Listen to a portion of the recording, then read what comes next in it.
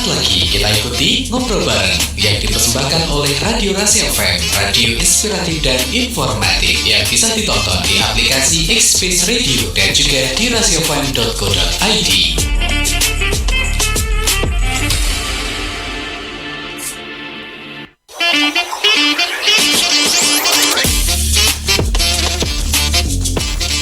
Oke, assalamualaikum warahmatullahi wabarakatuh. Sahabat Rasi Media, selamat siang ya. Gimana kabarnya untuk kamu di kesempatan siang hari ini? Kembali lagi bareng Fatur tentunya di Dialog Kesehatan bersama dengan RSUD Dr. Saidiman Magetan. Yang tentunya untuk kesempatan hari ini selalu hadir ya untuk memberikan informasi kesehatan yang penting, ringan tapi berdampak besar buat kamu sahabat Rasi Media. Tentunya nanti bareng Fatur selama kurang lebih 1 jam ke depan menemani kamu di Dialog Kesehatan bareng RSUD Dr. Saidiman Magetan. Nanti kita akan bahas topik yang luar biasa terkait apa itu sinusitis dan juga penanganannya. Jadi untuk sahabat Rasi Media juga bisa menyaksikan Dialog Kesehatan ini di 90,6 FM, visualnya di Express Radio dan juga ada di streamingnya ya, live-nya di Instagramnya Rasi dan juga RSDS Magetan serta di Facebooknya rasifm.co.id. Tentunya sahabat Rasi Media, Fatur gak sendiri sudah hadir di studio Rasi FM Magetan, ada Dr. Habibur Rahman. Halo dokter, selamat siang. Ya, selamat siang, terima Selamat kasih siang. sudah diundang ke acara ini. Alhamdulillah. Oke, dokter, sebelumnya juga Fatur mengucapkan terima kasih sekali lagi ya untuk kesempatan siang hari ini telah berkenan hadir untuk berbagi lah, sharing-sharing terkait tema kita di kesempatan siang hari ini. Apakah itu sinusitis dan juga penanganannya? Nah, dokter, sebelum mungkin kita membahas tema di kesempatan siang hari ini, mungkin bisa disapa dulu sahabat Rasi Media dan juga ya perkenalan dikit-dikit lah sehariannya seperti apa. Selamat siang untuk sobat-sobat Rasi Media di Magetan ataupun yang sekitarnya yang mengikuti acara ini ya. Iya. Acara diskusi bareng ini memang sudah sering dilakukan oleh Rumah Sakit Saidiman ya, kerjasama dengan Rasi. Betul. Tujuannya untuk edukasi mengenai masalah-masalah kesehatan ya. Oke. Di sini saya adalah Dr. Habibur Rahman, SPTHT PKL ya. Iya. Di sini saya bekerja di Rumah Sakit Saidiman sudah sekitar hampir 2 tahun. Oh, 2 tahun ya dokter. Wah, luar biasa ya. Dokter, ini jadi Dokter Habib ini adalah dokter spesialis telinga, hidung, tenggorokan dan bedah kepala leher gitu ya dokter ya. Ini baru dengar juga Fatur nih. Dan untuk kesempatan siang hari ini temanya terkait sinusitis nih dokter ya. Betul. Jadi sebenarnya sinusitis ini apa sih dokter? Banyak orang yang sering nyebut tapi kok belum paham juga. Ya, betul. Jadi sinusitis itu bukan hanya sekedar pilek-pilek biasa ya. Iya. Orang-orang biasanya bilang saya sakit sinusitis dok. Itu memang gejalanya memang hampir sama. Jadi intinya dari sinusitis itu adalah hidung itu memiliki sinus. Sinus itu adalah ruangan di antara hidung ya. Dia ada di pipi ya, di dahi, di pangkal hidung sama yang di belakang hidung. Jadi ada 4 tempat. 4 tempat ini fungsinya adalah untuk cadangan udara. Jadi ketika kita menghirup udara di sana ada ruangan. Fungsinya adalah untuk cadangan udara dan untuk membasahi area hidung. Oke. Nah, apa yang disebut dengan sinusitis ya, itu adalah apabila sudah terjadi yang namanya peradangan pada sinus tersebut. Jadi bukan hanya sekedar pilek. Jadi pilek pun mungkin bisa membuat buntu di pintu-pintunya sinus tadi sehingga terjadinya peradangan di dalam sinus. Jadi gejalanya lebih berat daripada sekedar pilek ya. Aja, Jadi keluhannya lebih ke arah hidung buntu ya, ingus yang terus menerus, kemudian kadang nyeri di daerah pipi ya. Kalau yang memang terkena di pipi atau kena dahi ya, keluhannya di dahi. Biasanya akan sering muncul kalau pada posisi nunduk ataupun sujud ya, kalau orang sholat ya, biasanya akan lebih terasa. Nah, seperti itu. Jadi untuk sinus ini letaknya juga ada 4 tadi dokter ya? Iya, 4. Di depan, di pangkal hidung, di pipi, kanan kiri, dahi sama di belakang ya. gitu ya. Oke. Tapi kalau bedanya secara signifikan nih dokter, biar kita bisa membedakan antara sinus dan juga pilek biasa itu gimana sih dokter? Jadi kalau belum ada yang namanya keluhan ke arah nyeri ataupun kemeng di area tadi ya, di area pipi, dahi dan sebagainya, itu mungkin hanya masih terbatas di hidung saja. Nah, itu berarti yang belum termasuk kita sebutnya dengan sinusitis. Oke. Seperti itu. Berarti kalau mungkin ada rasa nyeri di sekitar sini, sisi aja itu bisa dikategorikan bisa dikategorikan sinusitis. Dan yang perlu dilakukan seperti apa sih dokter kalau seperti itu? Untuk pemeriksaannya pasti tetap harus ke dokter ya, untuk memastikan apakah memang ada yang namanya peradangan di ruang sinusnya itu tadi. Pemeriksaannya memang tidak bisa hanya sebatas dengan pemeriksaan fisik biasa ya, kita perlu namanya pemeriksaan penunjang ya, misalkan di foto. Nah, foto itu yang paling sering kita lakukan adalah CT scan untuk melihat ruang sinusnya itu sendiri. Oh, oke. Jadi untuk diagnosis pastinya kita tetap membutuhkan data hasil dari bagaimana gambaran dari ruang sinusnya sinus itu tadi. Oke. Kalau mungkin dari sisi sinus yang mungkin di sekitaran pipi nih dokter, apakah itu juga nanti berkaitan juga dengan rasa sakit di gigi dan sebagainya? Nah, betul. Jadi yang sering ini kan orang mengeluh nyeri di satu sisi pipi gitu ya biasanya. Ternyata dia memang ada masalah gigi. Oh, jadi dinding sinus yang di pipi itu erat dekat sekali dengan akar dari gigi. Gigi, betul. Jadi ketika giginya ada yang berlubang ataupun yang lain sebagainya ya, atau infeksi di daerah gigi itu bisa yang naik sampai ke dalam sinus yang di pipi. Oke. Jadi memang seperti itu. Sering juga kalau pasien-pasien seperti ini ya penanganannya harus dua. Kita tangani secara dokter THT dan juga ke dokter gigi untuk tangani giginya. Karena giginya nanti sebagai sumber infeksi. Oh, oke. Gitu. Berarti awalnya memang mungkin dari gigi, kemudian menjalur terinfeksi ke sinusnya tadi dokter. Ya? Oke, dan penanganannya pun juga dua kali. Oh, seperti itu saudara media ya. Jadi mungkin kamu yang mungkin ngerasa kadangkala nyeri dokter ya. Betul, nyeri di kemeng gitu ya. Itu juga bisa dikategorikan sinus. Tapi dokter, misal ya orang itu akhirnya agak sedikit menyepelekan ya dokter. Betul. Mungkin beli obat paracetamol atau mungkin beli obat sakit gigi nih dokter. Ini efeknya seperti apa sih dokter? Jadi kalau memang dia yang infeksi dari gigi yang sampai ke daerah sinusnya, jadi memang infeksi sinus itu nggak selamanya dia selalu berat mas. Memang ada yang istilahnya kita bilangnya adalah kondisi akut, jadi hanya sementara saja. Jadi mungkin ketika infeksinya sudah membaik ya, mungkin dia berobat sendiri ataupun berobat biasa ya gitu ya. Ketika membaik, infeksinya hilang, kondisi yang di pipinya juga bisa menghilang. Seperti itu. Jadi sinusitis nggak selamanya semuanya harus dilakukan tindakan. Jika memang bisa membaik dengan pengobatan, sudah cukup kita lakukan pengobatan saja. Seperti itu ya. Tapi kalau mungkin ya dokter, dari gejala khas dari sinusitis selain dari pipi tadi, kalau mungkin dari kepala atau mungkin dari belakang ini seperti apa nih sih dokter?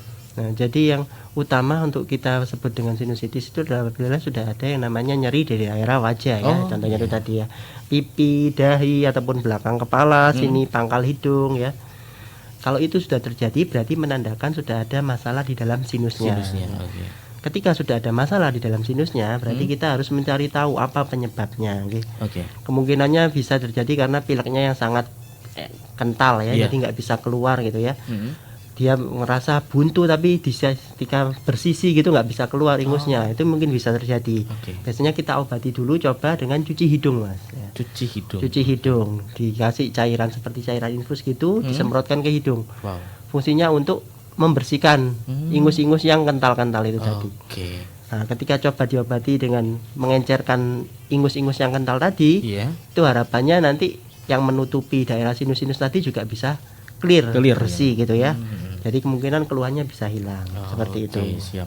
Tapi kalau mungkin dari segi apa ya dokter ya, tanda sinus itu sudah parah itu seperti apa sih dokter? Jadi yang disebut dengan sinus itu kan tadi kan masalahnya di daerah sinus tadi ya. Tanda parahnya itu apabila sudah nyerinya sangat berat. Nyeri sangat berat juga bisa dilengkapi dengan adanya keluhan seperti demam, tanda-tanda infeksi ya. Bisa juga sampai terjadi yang namanya komplikasi. Kalau komplikasi daerah sinus itu dia karena dekat dengan area mata ya, bisa terjadi yang namanya bengkak di area mata. Sampai matanya, kelopak matanya kemerahan ya, matanya juga sampai kedorong ke depan. Itu juga bisa jadi bagian dari komplikasi dari sinusitis. Selain itu karena sinusitis letaknya juga ada yang dekat dengan dahi dan kepala ya, itu infeksinya juga bisa menyebar sampai ke dalam area kepala. Ya. Keluhannya seperti apa? Nyeri kepala yang sangat berat. Itu bisa terjadi. Atau berarti kalau mungkin kadang-kala ngerasa mata sisi kiri itu kayak panas, berair gitu. Bisa. Itu bisa jadi tanda-tanda sedang ada infeksi di daerah hidung. Bisa. Oke ini dokter siap. Dokter ini mohon maaf, ada yang mau interaktif mungkin boleh, ada yang tanya silakan. ini dokter ya. Sebentar, ini dari Mas Anggarista dulu ini nih di sekitaran area Terong nih. Halo, selamat siang. Assalamualaikum Mas Faktor, juga sama dokter siapa Mas? Dokter Habib. Diucapkan selamat siang Dokter Habib. Selamat siang. Ini saya Angga Resta dari KPR. Tolong boleh tanya ya Dok ya? Boleh silakan. Gini Dok, beberapa tahun waktu yang lalu kan saya waktu bayi, kata ibu kan pernah jatuh. Betul. Terus setelah tumbuh dewasa, saya pernah periksa ke dokter THT. Itu katanya ada pembengkokan tulang hidung atau deviasi septum itu Dok. Oke, ya baik. Itu bukan sinusitis katanya. Udah pernah periksa ke spesialis THT, juga pernah periksa ke dokter Saidiman. Katanya kalau pokoknya ada itu loh Dok, susah bernafas atau apa itu satu-satunya jalan katanya harus dioperasi pembuangan tulang hidung. Itu seandainya Dok solusinya kalau nggak jalan operasi itu bisa diobati apa enggak Dok? Jadi kan memang untuk diagnosis pasti dari pembengkokan tulang hidung itu pasti kita lihat dari fotonya ya Mas ya. Iya, ya gitu saja pertanyaan dari saya. Sebelumnya saya mengucapkan selamat siang. Terima kasih buat Mas Fatur juga Dokter Habib gitu nggih. Selamat siang. Assalamualaikum. Waalaikumsalam warahmatullahi wabarakatuh. Monggo Dokter. Jadi itu adalah kita lihat dulu jika memang dia bengkok dan bengkoknya itu yang menjadi penyebab keluhan dia selama ini yaitu buntu hidung. Ya memang tidak ada jalan lain. Karena itu istilahnya kalau kita bilang jalan ya Mas ya. Kalau jalannya ada buntuan seperti batu dan sebagainya, ya batunya yang harus kita bersihkan. Kan seperti itu. Jadi jika memang tulangnya yang bengkok dan menutupi jalannya udara yang masuk ke dalam hidung, berarti kita harus membuang bagian itu saja. Jadi operasinya memang tetap operasi. Operasinya tapi tidak yang bedah secara masif ya. Kita hanya melakukan biasanya dari rongga hidung saja. Dan yang dibuang tidak seluruhnya untuknya. Hanya tulang yang bengkoknya saja. Seperti itu. Jadi memang nanti tetap dilihat seperti awalnya dulu ya Dok ya. Di foto terlebih dahulu seperti apa. Memang kalau ya tidak memungkinkan untuk selain operasi tetap mau nggak mau operasi. Oke, dan untuk operasinya sendiri pun bisa dikategorikan operasi kecil atau seperti apa Dokter? Kalau yang namanya operasi kan semua tetap ada risiko ya. Tapi memang yang kita kerjakan kita hanya terbatas pada area hidung. Jadi tidak ada sayatan pada daerah wajah. Kita hanya melalui rongga hidung saja. Oh ya, ini tadi tambahan dari Mas Angga katanya cuma diagnosis dari dokter tapi belum cek mendetail baik rongsen dan lain sebagainya. Oh iya, kalau gitu lebih baik kita periksa dulu minimal ronsen CT scan untuk melihat bagaimana bentuk bengkoknya itu tadi. Dan juga biar biasanya kan pasien lebih merasa nyaman ya kalau sudah tahu melihat memang benar ada namanya bengkokan hidung itu tadi. Seperti itu. Jadi untuk langkah awal mungkin bisa di rongsen dulu ya Dokter. Betul. Ini ada satu lagi nih Dokter. Dari Bunda Sri Huning. Halo. Halo, assalamualaikum. Waalaikumsalam. Ya, waalaikumsalam warahmatullahi wabarakatuh. Nama dokter siapa ini? Salam kenal. Dokter Habib. Oh ya, salam kenal dokter. Ini masalah sinusitis ya. Ini loh anak saya itu dua-duanya itu apa? Mungkin itu dari apa ya namanya? Apa namanya dokter itu loh? Alergi lah. Itu kalau pagi itu pagi ya cuaca dingin atau kena debu itu sinyalnya bukan? Itu dua-duanya anak-anak kurang rasa enggak mas. Pastor.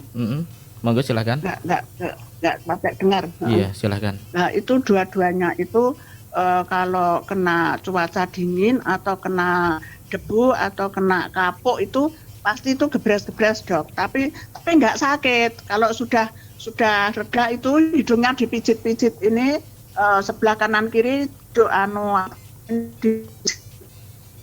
agak longgar.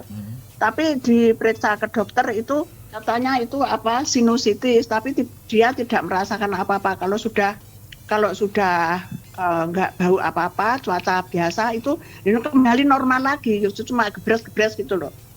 Itu setiap musim dingin atau kena debu itu, makanya dia pakai masker terus. Itu bagaimana itu sinusitis, apa itu memang alergi, apa ya dari hidung itu tadi.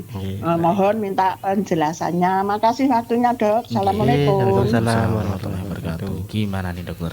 Baik, jadi sinusitis itu memang luas ya kita sebutannya ya. Jadi yang disebutkan dari gejala yang anaknya Bu tadi itu dua-duanya memang cenderung kelihatannya memang karena ada faktor luar ya, seperti faktor cuaca, faktor terkena debu ya ataupun hal yang lain. Jadi memang kemungkinan itu adalah suatu alergi. Oh, seperti itu. Cuman memang alergi itu kadang efeknya bisa yang ringan ataupun yang berat. Jika efeknya dia ringan, dia mungkin hanya bersin-bersin sama keluar ingus saja yang terus-menerus. Tapi karena kondisi alergi ini tidak bisa sembuh, jadi akan mungkin terjadi hal yang terus berulang. Nah, ketika terus dan berulang, itu akhirnya bisa mengakibatkan ada masalah juga di sinus. Jadi mungkin seperti itu. Tapi ketika dia kondisinya sudah tidak terpapar hal-hal yang tadi ya, seperti tidak cuaca yang sudah mulai musim panas dan sebagainya, biasanya kan kembali normal. Berarti peradangan di sinusnya juga sudah kembali normal. Jadi seperti itu juga bisa terjadi. Jadi memang ada beberapa hal mungkin dokter ya, indikasinya ya, bisa ya dikategorikan sinus, ada juga ada mungkin dari luar tadi dokter ya. Seperti itu untuk Bunda Sri Honing ya. Dokter, nanti kita akan bahas kembali lagi terkait sinusitis, bahkan nanti kita akan bahas lebih dalam terkait penanganannya seperti apa dokter. Jadi untuk sahabat Rasi Media juga jangan kemana-mana, tetap stay tune bareng Fatur dan juga Dokter Habib di Dialog Kesehatan. Welcome to podcast Happy Club. Inilah Rasi Media.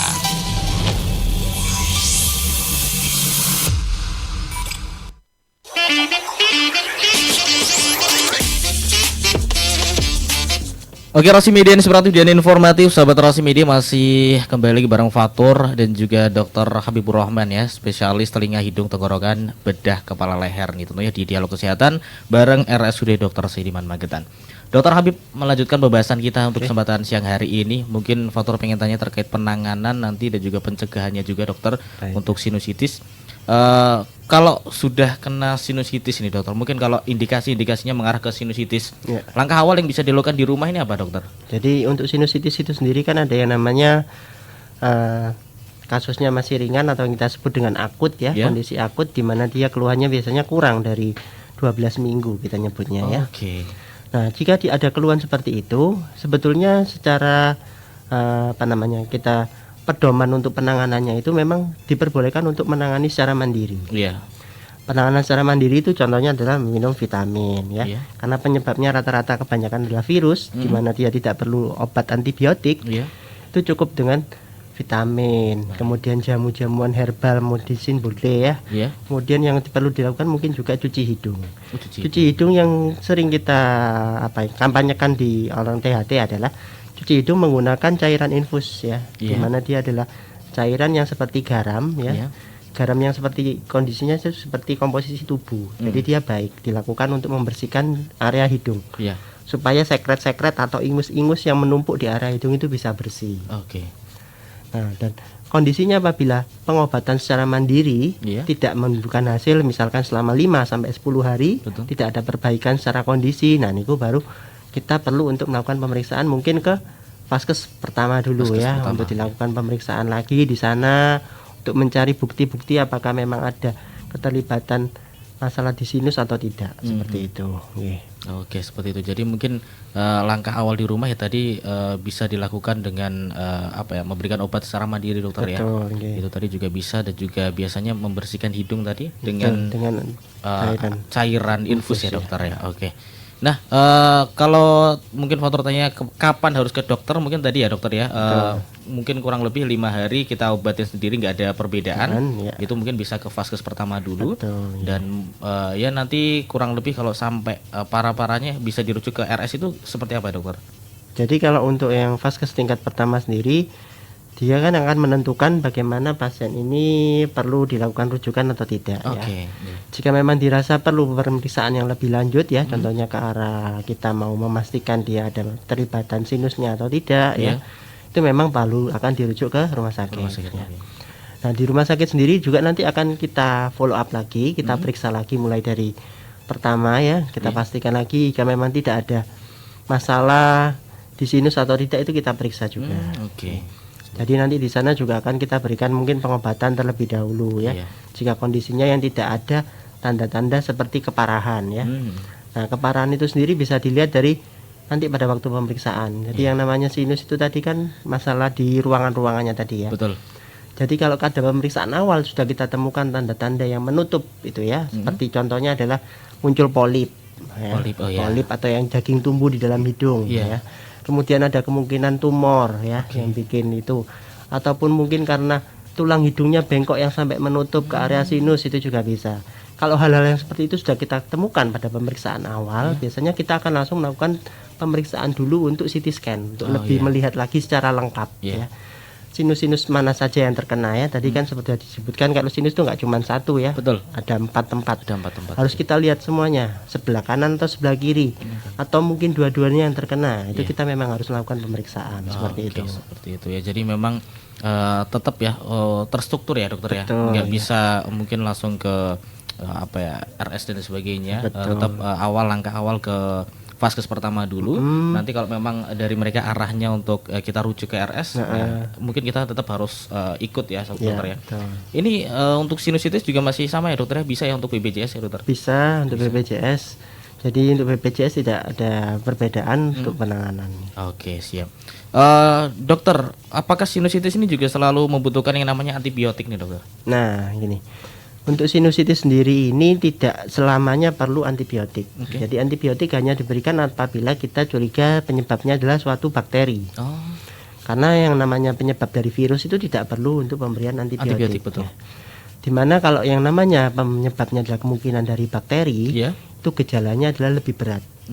Biasanya sekretnya lebih berat, ingusnya itu lebih kental ya. Ada yang namanya demam. Ya, mungkin lebih dari 38 derajat gitu ya.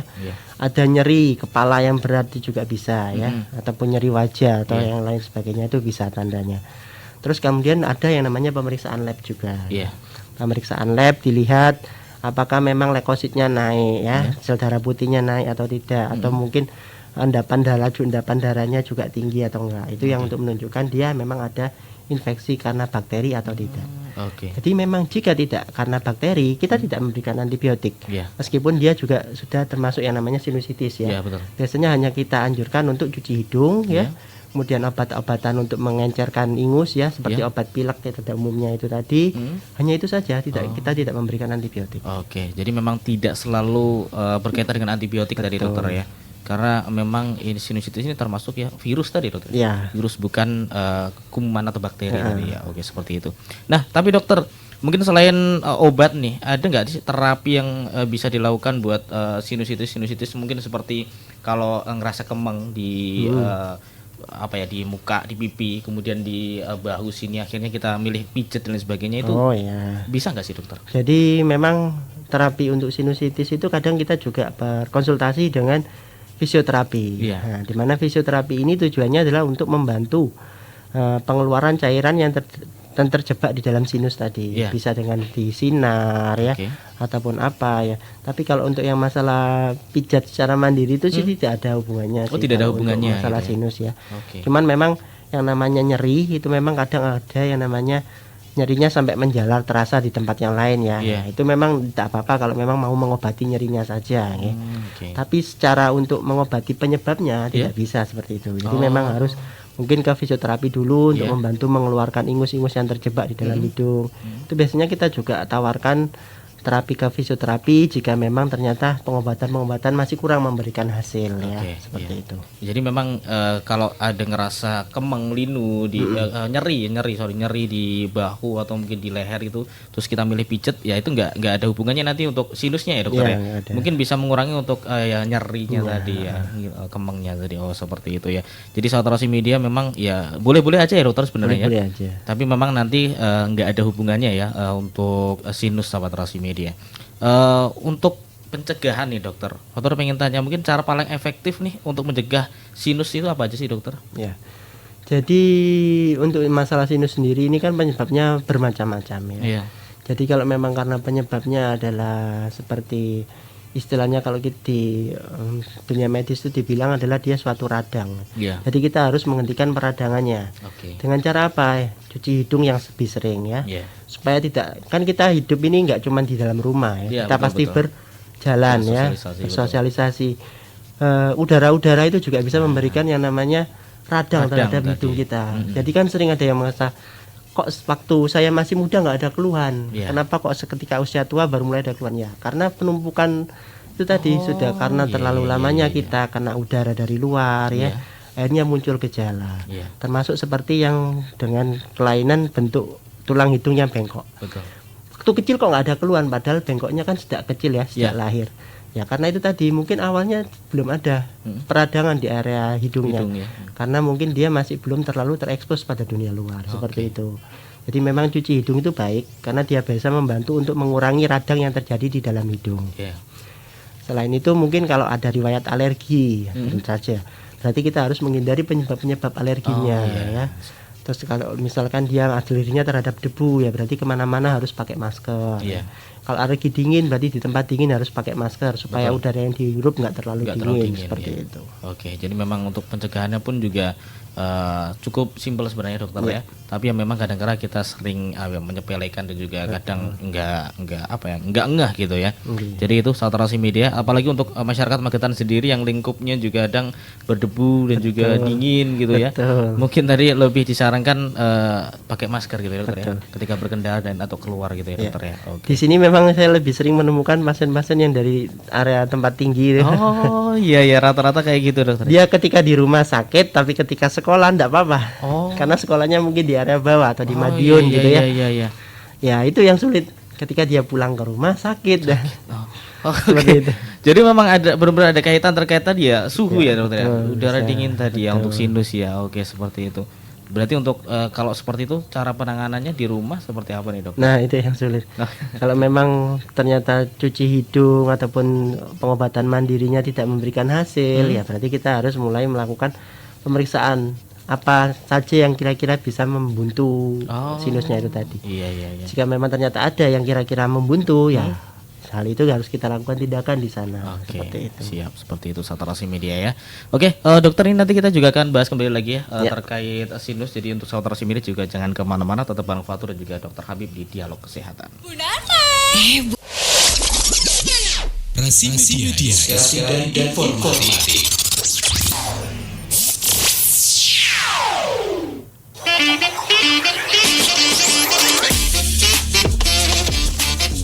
Oke, Rasi Media inspiratif dan informatif. Saturasi media masih bareng Fatur juga Dokter Habib nih di Dialog Kesehatan. Dokter, nampaknya memang perjumpaan kita untuk kesempatan siang hari ini juga sudah mepet nih dokter. Mungkin Fatur pengen tanya aja nih untuk dokter, untuk kesimpulan di kesempatan siang hari ini untuk sahabat Rasi Media seperti apa, juga pesan-pesan mungkin untuk sahabat Rasi Media. Oke, baik. Jadi untuk tema kali ini mengenai sinusitis ya. Jadi tidak semua pilek itu adalah sinusitis ya. Dan juga sinusitis itu ada yang namanya hanya akut ataupun yang fase masih awal ya. Dan sama yang sudah kronis atau yang fase yang sudah lanjut. Jadi untuk penanganannya pun juga berbeda. Apabila dia masih fase akut, biasanya kita usahakan dengan pengobatan saja. Kecuali apabila kita curiga ada suatu hal yang membuntu seperti misalkan tumor, polip dan lain sebagainya. Nah itu kita langsung akan periksakan dulu terlebih dahulu dengan CT scan biasanya kita berikan ya, untuk melihat bagaimana bentuk dari hidung pasien tersebut ya. Jika memang ada kelainan, nah berarti memang kita perlu melakukan yang namanya tindakan. Di mana tindakannya ini adalah tindakan bedah. Bedahnya di sini tidak melakukan irisan pada daerah wajah ya. Kita hanya melalui rongga hidung saja. Jadi kita menggunakan alat seperti semacam kamera gitu ya. Dia masuk ke melalui rongga hidung, dan instrumen-instrumen yang lain, alat-alat yang lain juga dari rongga hidung. Jadi operasinya tidak ada sayatan di daerah wajah seperti itu. Siap. Mungkin pesan untuk sahabat Rasi nih dokter terkait sinusitis dokter. Ya. Ini memang di Magetan ini termasuk daerah yang dingin ya, cuaca juga dingin, kemudian udaranya juga dingin. Jadi memang kalau memang merasa hidung buntu pada waktu kondisi dingin itu memang wajar terjadi. Karena dimana ketika udara dingin kita butuh udara yang dihirup itu agak hangat. Dengan cara hidungnya sedikit lebih mengembang, makanya itu terasa lebih buntu. Itu tidak apa-apa selama tidak ada keluhan-keluhan yang tadi ya, seperti kemeng daerah wajah ataupun hal yang lain, itu masih wajar. Caranya apa supaya tidak terlalu buntu ya? Mungkin kita perlu pakai masker supaya tidak terlalu yang namanya udara yang dihirup tidak terlalu dingin tidak membuat nyeri di daerah hidung seperti itu. Jangan lupa juga rajin untuk cuci hidung, karena yang namanya udara itu tidak selamanya bersih ya. Bisa terjadi polusi. Yang paling sering memang kalau di area Magetan ini saya rasa tidak sepolusi kota-kota besar ya. Tapi memang tetap masih ada yang namanya kemungkinan juga ada radang dari udara-udara seperti itu. Oke, seperti itu. Terima kasih untuk kesempatan siang hari ini dokter ya, untuk ilmunya terkait sinusitis dan juga penanganan maupun pencegahannya. Itu tadi Sahabat Rasi Media. Sekali lagi terima kasih juga untuk kesempatan siang hari ini. Pesan dari Fatur juga sekali lagi, mungkin kalau ada keluhan yang memang terindikasi lebih kepada sinusitis, mungkin bisa tadi langkah awal diobatin di rumah dengan mandiri dulu. Tapi kalau memang dari jangka waktu 5 hari ya dokter ya, itu sudah tidak ada perbedaan, mungkin bisa langsung menuju ke vaskes pertama atau puskesmas seperti itu. Sekali lagi terima kasih dokter Habib ya untuk kesempatan siang hari ini. Mungkin ini kita kesempatan lain waktu bisa ngobrol-ngobrol bareng di dialog kesehatan lain waktu ya. Sekali lagi terima kasih Sahabat Rasi Media telah tuntas untuk dialog kesehatan bareng RSUD Dr. Sediman Magetan untuk kesempatan siang hari ini. Kita jumpa lagi di lain kesempatan. Wassalamualaikum warahmatullahi wabarakatuh. Waalaikumsalam warahmatullahi wabarakatuh. Baru saja Anda ikuti ngobrol bareng yang dipersembahkan oleh Radio Rasi FM, radio inspiratif dan informatif.